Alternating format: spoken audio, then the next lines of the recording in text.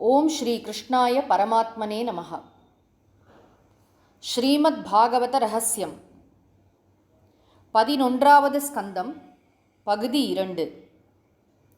ஷரீரம், வாக்கு, மனம், இந்திரியங்கள், புத்தி இவை மூலம் செய்யப்படும் செயல்கள் அனைத்தையும் ஈஸ்வரனுக்கு அர்ப்பணம் செய்து வாழ்க்கையின் லட்சியம் பகவானை மகிழ்வித்தல் ஒன்றே என்னும் நோக்குடன் ஈஸ்வர பிரீத்திக்காக மட்டுமே கர்மங்களை செய்து கொண்டு வாழ்வதே பகவானை ஆசிரயித்தல் என்பது. இந்த சம்சாரம் பயங்கரமானது. உலகில் எல்லா ஜீவன்களும் பலவற்றையும் பலரையும் கண்டு பயப்படுகின்றனர். பயப்படாத மனிதனே உலகில் இல்லை. ஒருவருக்கு அதிக பயம், ஒருவருக்கு குறைந்த பயம் என்ற வித்தியாசம் மட்டுமே உள்ளது. நானாத்வம், பலவும் உள்ளன என்னும் போதம், அதாவது அறிவு உள்ளவரை பயம் எவரையும் விடப்போவதில்லை.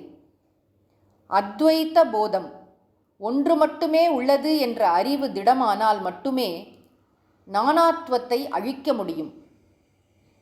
அதாவது ஈஸ்வரன் எங்கும் நீக்கமர நிறைந்திருக்கிறான் என்ற உறுதியான அறிவே நானாத்வத்தை போக்க வல்லது.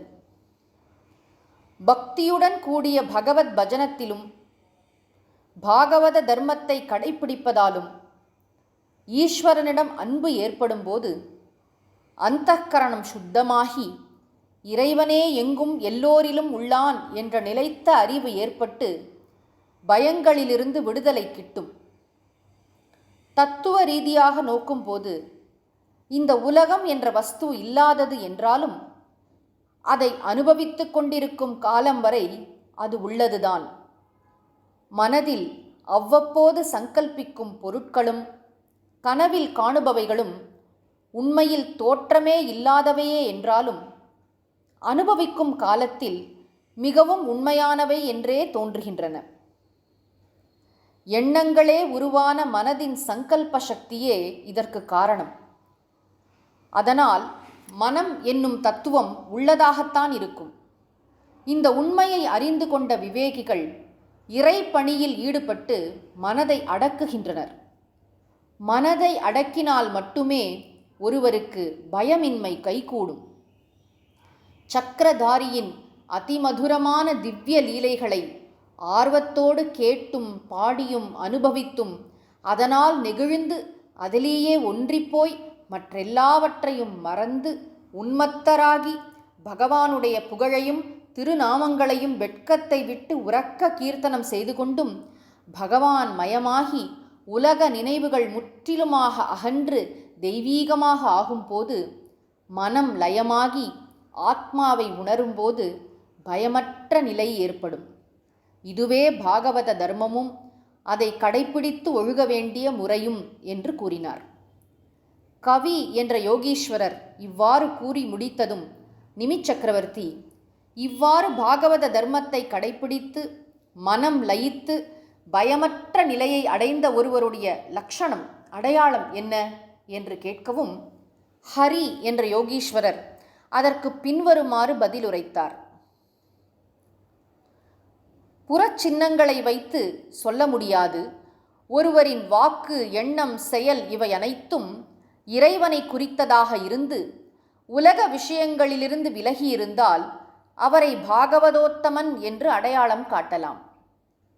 ஈஸ்வர சாநித்தியத்தால், அதாவது இடைவிடாத ஈஸ்வர சிந்தனையால் சித்தத்தில் காம வாசனைகளோ ஆசைகளோ ஒரு பொழுதும் முளைத்து எழாமல் இருக்குமானால் அதுவும் ஒரு லட்சணமே. செல்வம் முதலான வஸ்துக்களில் உனது எனது என்ற பேத பாவம் இல்லாதிருந்தால் அதுவும் பாகவதோத்தமனின் மற்றொரு லட்சணமாகும். பிரேமஸ்வரூபமாகிய பக்தியிலிருந்து விலகி நிற்க இயலாத ஒருவரையும் பாகவதோத்தமனாக அடையாளம் காட்டலாம். மேற்கூறிய லட்சணங்கள் எதுவும் புறச்சின்னங்களால் தெரிந்து கொள்ளக்கூடியவை அல்ல என்றாலும் நுணுக்கமாக பார்த்தால் அவற்றை புரிந்து கொள்ள முடியும். நிமிராஜா மூன்றாவதாக கேட்ட கேள்வி மாயை என்றால் என்ன? இதற்கு அந்தரிக்ஷன் என்ற யோகி பதில் கூறினார். உலகில் சிருஷ்டி ஸ்திதி சம்ஹாரம், படைத்தல் காத்தல் அழித்தல் ஆகிய தெய்வீக லீலையே மாயாஸ்வரூபம் என்று அவர் விளக்கினார்.